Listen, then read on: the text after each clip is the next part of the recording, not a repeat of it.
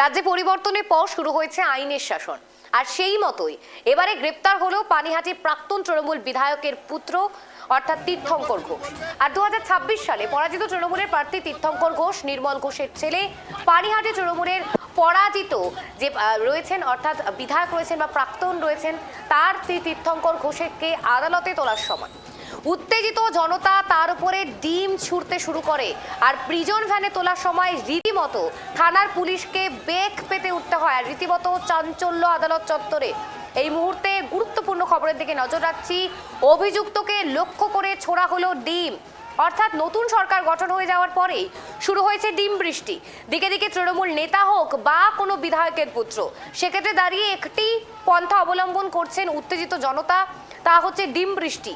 আর এবারে দেখা গেল আদালত চত্বরে রীতিমতো তাকে প্রিজন ভ্যানে তুলতেও বেগ পেতে হয়েছে পুলিশ প্রশাসনকে। আমরা দেখাচ্ছি সেখানে কিন্তু কেন্দ্রীয় বাহিনীর জওয়ানেরাও রয়েছেন। অর্থাৎ যখন সেই পুলিশ ফাঁড়ি থেকে তাকে আদালতে নিয়ে যাওয়ার কথা, আজ সেই মুহূর্তে দাঁড়িয়ে উত্তেজিত জনতা তার উপরে ডিম বৃষ্টি ছড়ে রীতিমতো উত্তেজিত জনতার মুখে পড়ে এই প্রাক্তন বিধায়কের পুত্র। অর্থাৎ এই মুহূর্তে দাঁড়িয়ে অত্যন্ত গুরুত্বপূর্ণ খবর, যেখানে ঘটনায় উত্তপ্ত আদালত চত্বর। ঘটনায় উত্তপ্ত হয়ে উঠেছে আদালত চত্বর। উত্তর 24 পরগনা গ্রেপ্তার পানিহাটির তৃণমূল বিধায়কের পুত্র, গ্রেপ্তার পানিহাটির প্রাক্তন তৃণমূল বিধায়কের পুত্র। আদালতে তোলার সময় উত্তেজিত জনতার ভিড়। অর্থাৎ প্রাক্তন বিধায়ক, এই মুহূর্তে পানিহাটির যিনি বিধায়ক রয়েছেন তিনি বিজেপির তরফ থেকে, কিন্তু প্রাক্তন এই বিধায়ক আগে ছিলেন তিনি সেখানকার। এবারে দাঁড়িয়ে দেখা যাচ্ছে যে ঘটনায় উত্তপ্ত আদালত চত্বর।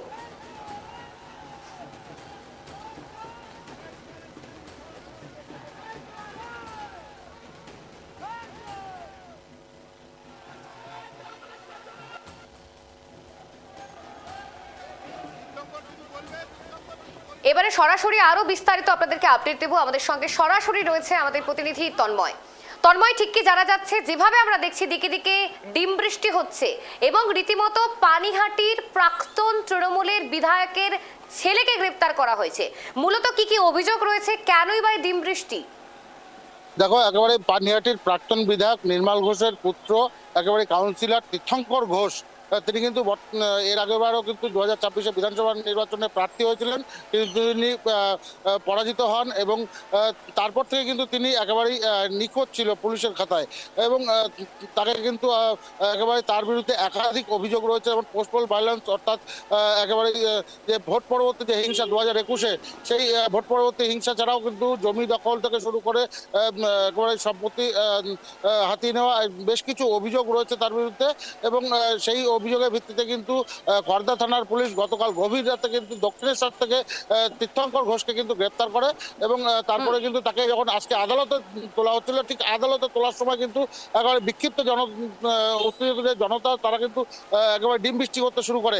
একেবারে তাকে যখন নিয়ে যাওয়া হয় আদালত চত্বরে, তারপরেও কিন্তু তার কাছ থেকে যখন সংবাদ মাধ্যমের তরফ থেকে জিজ্ঞাসা করা হয়, তিনি কিছু বলবেন না। তিনি কিন্তু কোনো রকম মুখ খুলতে নারাজ, একেবারে কোনো রকম ভাবে তিনি কিন্তু কোনো রকম কথা তিনি বলেননি। তবে উত্তেজিত জনতা যেভাবে ডিম বৃষ্টি করছে, তাতে কিন্তু একেবারেই পুরো জামা কিন্তু তার ভিজে যায় ডিমে।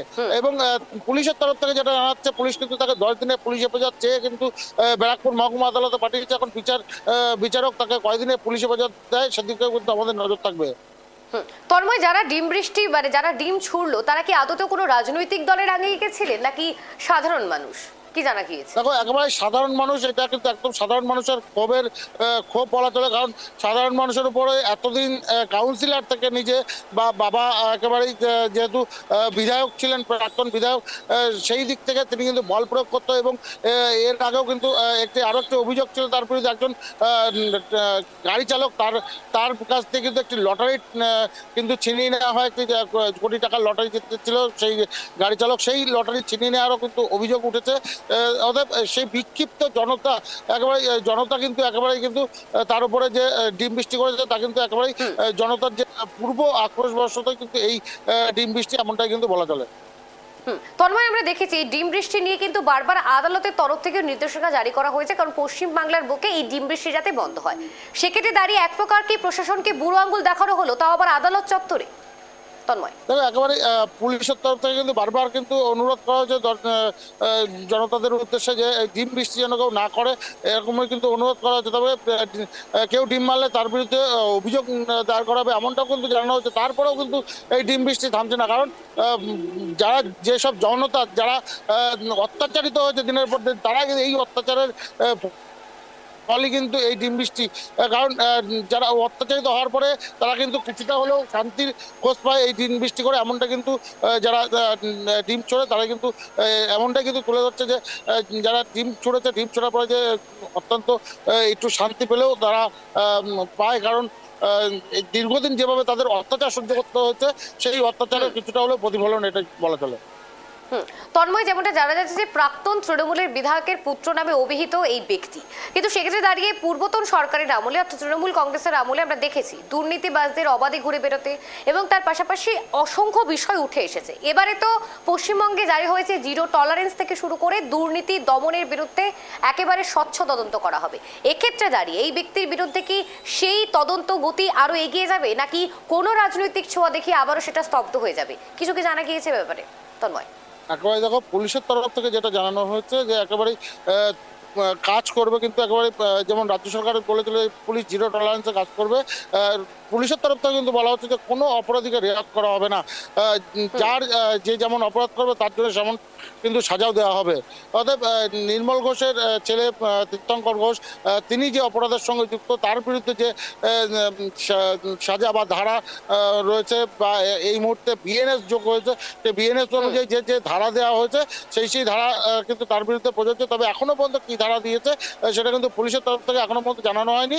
তবে আদালত চত্বরে তাকে যখন তোলা হয়েছে তাই এরপরে কিন্তু কতদিনের পুলিশ হেফাজত পায় তার পক্ষের উকিল কোনো বিবৃতি দেয় কিনা সেটাও কিন্তু দেখার রয়েছে, কারণ উকিল যদি কোনো রকম ভাবে আদালতের তরফ থেকে উকিলের কাছ দিয়ে কোনো রকম কি ধারায় মামলা দেওয়া হয়েছে সেটাও জানা যেতে পারে, বা এর পরবর্তীতে আরো কি প্রসিডিওর রয়েছে বা ঠিক কি অভিযোগে গ্রেপ্তার করা হয়েছে তীর্থঙ্কর ঘোষকে সেই অভিযোগটাও কিন্তু আইনজীবী মারফত জানা যেতে পারে। বেশ, ধন্যবাদ তন্ময়। যে খবরের দিকে নজর রাখছে এই মুহূর্তে ঘটনায় উত্তপ্ত আদালত চত্বর, কারণ একদিকে যখন আদালতের তরফ থেকে বলা হয়েছে যে ডিম বৃষ্টি যাতে বন্ধ হয় পশ্চিমবঙ্গে, কারণ সরকার পরিবর্তনের পাশাপাশি শুরু হয়েছে এই রাজ্যে ডিম বৃষ্টি বা ডিম থেরাপি যেমনটা নাম দেওয়া হয়েছে। আর এক্ষেত্রে দাঁড়িয়ে দেখা যাচ্ছে প্রত্যেক আদালত চত্বরই হোক বা কোর্ট চত্বরই হোক বা কোথাও দেখা যাচ্ছে পুলিশ ফাঁড়ির সামনে একই রকম ছবি। কিন্তু এবারে দেখা যাচ্ছে যখন প্রিজন ভ্যানে তুলতে চায় তখন বেগ পেতে হয়েছে রীতিমতো অভিযুক্তকে প্রিজন ভ্যানে তুলতে সেই চত্বরে নিয়ে যেতে, এবং রীতিমতো তার বিরুদ্ধে যা যা অভিযোগ রয়েছে এবং মূলত কি কি ধারায় তাকে মামলা রুজু করা হয়েছে সমস্তটাই কিন্তু এই মুহূর্তে একেবারে আদালত চত্বর থেকে জানার পরে আমরা জানতে পারবো। কিন্তু এই মুহূর্তে দাঁড়িয়ে অভিযুক্তকে যখন লক্ষ্য করে ডিম ছোড়া হচ্ছিল সেই মুহূর্তে সাধারণ মানুষই সেখানে ছিলেন, কোনো রাজনৈতিক দলের মতাদর্শরা সেখানে উপস্থিত ছিলেন না, এমনটাই জানা গিয়েছে। যে খবরের দিকে নজর রাখছে আদালতে তোলার সময় উত্তেজিত জনতার ভিড় আর রীতিমতো ডিম বৃষ্টি একেবারে ছোড়া হলো সেই ব্যক্তিকে নিক্ষেপ করে। এই মুহূর্তে আমাদের সঙ্গে টেলিফোনে রয়েছে বিজেপি নেত্রী রুবি মণ্ডল। রুবিদি, আপনাকে স্বাগত কেটিভি বাংলায়। আমি সুপ্রিয়া রয়েছি। তৃণমূলের একাধিক নেতা নেতৃত্বদের বিরুদ্ধে দুর্নীতির অভিযোগ আমরা পূর্বেও দেখেছি, এই মুহূর্তে দেখা যাচ্ছে একের পরে। কিন্তু এবারে আদালত চত্বরে যেখানে আদালতের পারমিশন, আদালতের নির্দেশনা জারি করা আছে ডিম বৃষ্টির ক্ষেত্রে বন্ধ করতে হবে অবিলম্বে, তাও দেখা যাচ্ছে এই তৃণমূলের প্রাক্তন বিধায়ক তার পুত্রকে রীতিমতো ডিম ছোড়া হয়েছে। কি বলবেন এই বিষয়ে? দেখুন, ডিম ছুটছে এটা সাধারণ মানুষ ছুটছে, এখানে কোনো ভারতীয় জনতা পার্টির কোনো পদাধিকারী কেউ ডিম ফিম ছুটছে না। বিষয়টা হলো এই নির্মল ঘোষ, এই নির্মলের বিষয়টা আপনার যদি মনে থাকে অভয়ার সেই কাণ্ডটা, অভয় সেই ইতিহাসে আমরা দেখেছিলাম যে তারা সন্ধ্যের আগে কিভাবে লাশটা জ্বালিয়ে দিয়েছিল, তার পেছনে এই নির্মল বলে ব্যক্তিই ছিল এবং তার পুত্র সেখানে সামিল ছিল। তো সুতরাং মানুষের ক্ষোভ থাকবে, খুব স্বাভাবিক। তার উপর দুর্নীতি 15 বছর ধরে যেভাবে শোষণ করেছে মানুষকে, মানুষের ক্ষোভ জন্মেছে, সেই সূত্রে হয়তো মানুষ এ ধরনের থেরাপি করছে।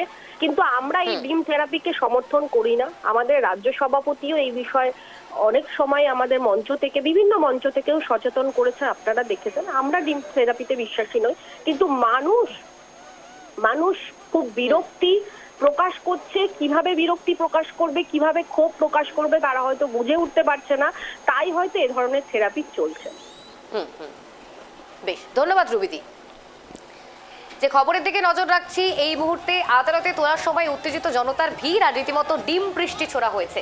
আর এই অভিযোগের বশেই উত্তপ্ত হয়েছে রাজ্য রাজনীতি। অভিযুক্তকে লক্ষ্য করে ছোড়া হলো ডিম, উত্তপ্ত আদালত চত্বর।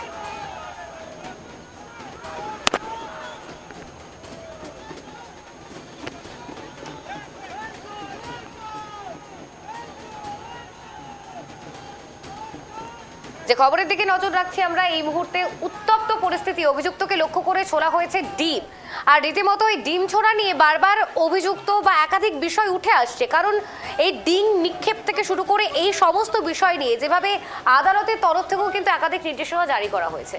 এবারে আমাদের সঙ্গে টেলিফোন লাইনে রয়েছে তৃণমূল নেতা দেবব্রত রায়।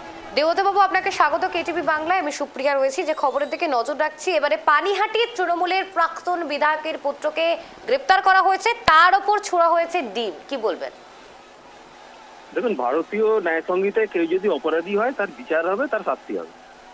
তার আগে আমরা দেখতে পাচ্ছি একটা মধ্যযুগীয় শাসন ব্যবস্থা চলছে, সেখানে কাউকে মাথা ন্যাড়া করে দেওয়া হচ্ছে, কারো কোমরে দড়ি করে ঘোরানো হচ্ছে, কারো চুল কেটে নেওয়া হচ্ছে, রাস্তায় প্রকাশ্যে নগ্ন করে ঘোরানো হচ্ছে, আমরা সেগুলো দেখতে পাচ্ছি। এখন এই নতুন সংযোজন হচ্ছে ইট পাটকেল ছোড়া, ডিম ছোড়া। ভারতীয় আইনে এগুলোকে ঠিক নয়।